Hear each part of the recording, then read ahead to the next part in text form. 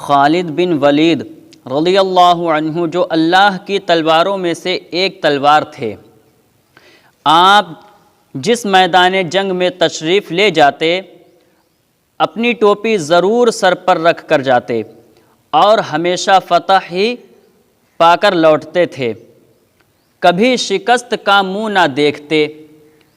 ایک مرتبہ جنگ یرموک میں جب کہ میدان جنگ گرم ہو رہا تھا، حضرت خالد کی ٹوپی گم ہو گئی۔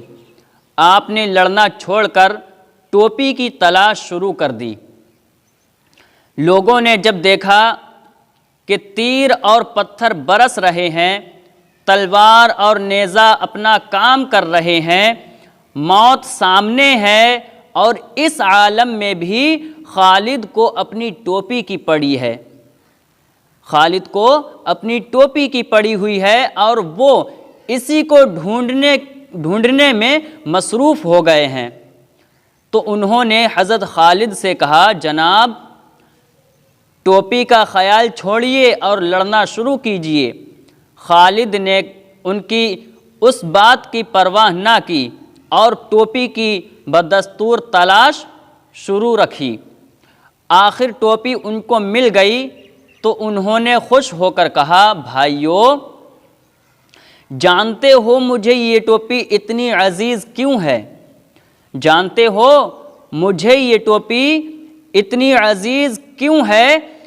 جان لو کہ میں نے آج تک جو بھی جنگ جیتی اسی ٹوپی کے طفیل جیتی، میرا کیا ہے، سب اسی ٹوپی کی برکتیں ہیں۔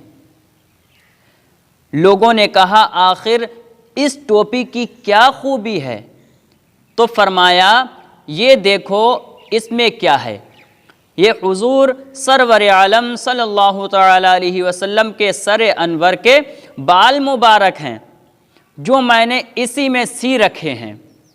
حضور ایک مرتبہ عمرہ بجا لانے کو بیت اللہ شریف تشریف لے گئے اور سر مبارک کے بال اتروائے، تو اس وقت ہم میں سے ہر ایک شخص بال مبارک لینے کی کوشش کر رہا تھا اور ہر ایک دوسرے پر گر رہا تھا۔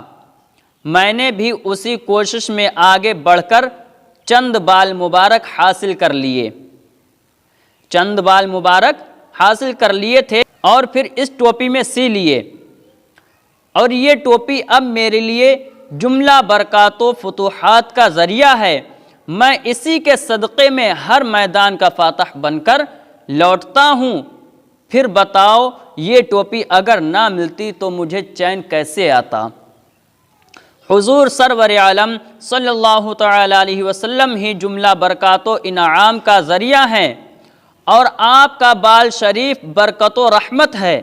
اور یہ بھی معلوم ہوا کہ صحابہ اکرام علیہم الرضوان حضور صلی اللہ تعالی علیہ وسلم سے متعلق اشیاء کو بطور تبرک اپنے پاس رکھتے تھے، اور جس کے پاس آپ کا بال مبارک بھی ہوتا اللہ تعالیٰ اسے کامیابیوں سے سرفراز فرماتا تھا۔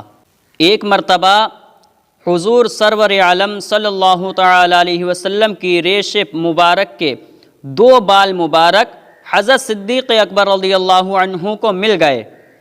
آپ ان 2 بالوں کو بطور تبرک گھر لے آئے اور بڑی تعظیم کے ساتھ اندر ایک جگہ رکھ دیے۔ تھوڑی دیر کے بعد اندر سے قرآن پڑھنے کی آوازیں آنے لگیں۔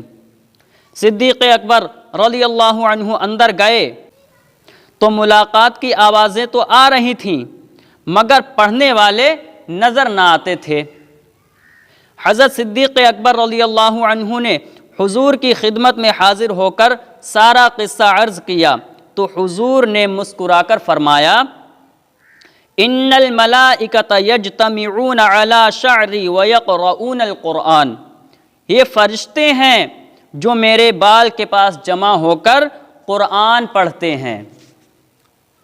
حضور سرور عالم صلی اللہ تعالی علیہ وسلم کا ہر بال منبع الکمال ہے، اور آپ کا بال شریف زیارت گاہ خلائق ہے۔ پھر جن لوگوں کے بال منڈوا کر نالیوں میں پھینک دیتا ہے، اگر وہ حضور کے مثل ہونے کا دعویٰ کرنے لگیں تو کس قدر ظلم ہے۔